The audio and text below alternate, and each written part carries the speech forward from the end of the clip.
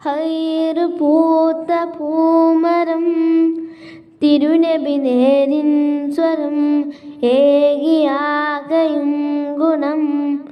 മധുരിത നൂറിൻ വനം വരികളിലൊഴുകിയ രാഗമായി നബി തിരുനൂറിൻ വാദിയായി മുന്തിയൊരു സിമിൻ താളമായി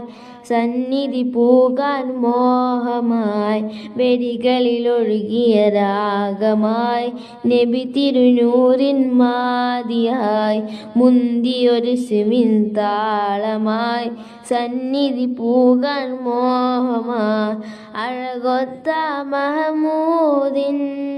അരികത്തായണയേണം അഴകൊത്ത മഹമൂദിൻ